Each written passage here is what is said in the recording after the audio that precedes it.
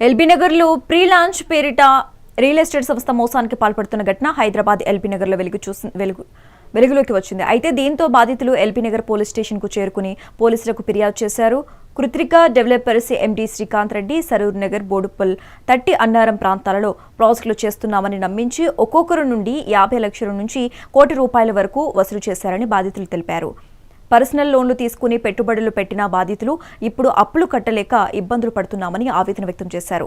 శ్రీకాంత్ రెడ్డి వసూలు చేసిన ₹1 కోట్లను ఇతర ఖాతాలకు బదిలీ చేశాడని, ఆ ఖాతాలను ఫ్రీజ్ చేసి తమకు న్యాయం చేయాలని బాధితులు పోలీసులను కోరారు. కాగా 4 రోజుల క్రితం శ్రీకాంత్ రెడ్డిని పోలీసులు అరెస్టు చేసి రిమాండ్కు తరలించారు. చేయలేదు కాబట్టి ఆ డబ్బులు ఎక్కడ పెట్టిండో చెప్పాలి కదండి. లేవు అని అంటాడు. ఇండివిజువల్ గా వెళ్ళినాము, గ్రూప్ కి వెళ్ళినాము, ఆడవాళ్ళు వెళ్ళిరు, మగవాళ్ళు వెళ్ళిరు, అందరూ కలిసి వెళ్ళిరండి. ఇప్పుడు ఏం చేస్తే మా డబ్బులు మాకు తిరిగి వస్తాయో మాకు కావాలండి. ఇప్పుడు ఎందుకంటే కొంతమంది పిల్లల పెళ్లిళ్ళ కోసం దాచుకున్న డబ్బే కావచ్చు, పెన్షన్ డబ్బులే కావచ్చు, రిటైర్మెంట్ డబ్బులే కావచ్చు. ఇప్పుడు ప్రతి డిపార్ట్మెంట్ మేము వెళ్ళినామండి. మాకు న్యాయం జరిగేది ఎక్కడ? ఇప్పుడు సభ్య సమాజంలో మేము ఇట్లా బతుకుతున్నాము అంటే మాకు న్యాయం జరగడానికి ఒక సిస్టమ్ అనేది కరెక్ట్ గా ఉంటే మాకు ఒక ధీమా ఉంటదండి.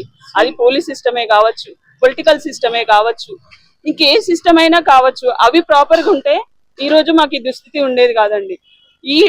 ఈ రూలు పోలీస్ డిపార్ట్మెంట్ కాదు, ఆ రూలు లా డిపార్ట్మెంట్ కాదు అనేవి ఈ సెపరేషన్స్ ఉండద్దండి.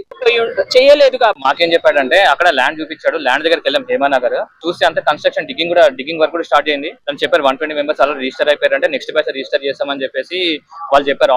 ఆఫీస్కి వచ్చాము ఇక్కడ ఎల్బీ నగర్. సో మాకు ఇచ్చిన డాక్యుమెంట్స్ ఏం చూపించాడు? రేరా దగ్గర అప్లై చేసినట్టు అక్నాలజ్మెంట్ రిసిప్ట్, జిహెచ్ఎంసీ లో అప్లై చేసినట్టు అక్నాలజ్మెంట్ రిసిప్ట్, బిల్డింగ్ పర్మిట్, ఇవన్నీ ఏంటంటే అప్లై చేసినట్టుగా చూపించారు. మేము ఎంక్వైరీ చేస్తే వాళ్ళకి ఖచ్చితంగా వస్తుంది అని చెప్పేసి ఎప్పుడైతే వాళ్ళు మనీ పే చేస్తారు. సో ఎంత పర్ఫెక్ట్ గానే ఉందని చెప్పేసి మేము లాయర్ కూడా చూపించిన వాళ్ళు కూడా అంత బాగానే ఉంది.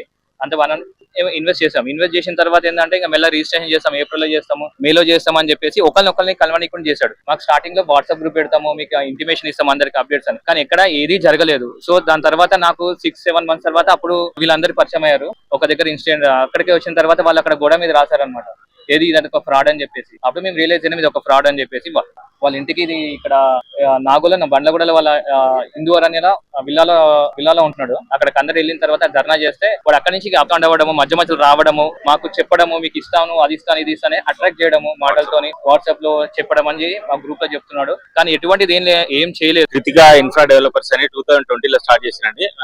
హేమనగర్ బోడుపల్లో ఉంది.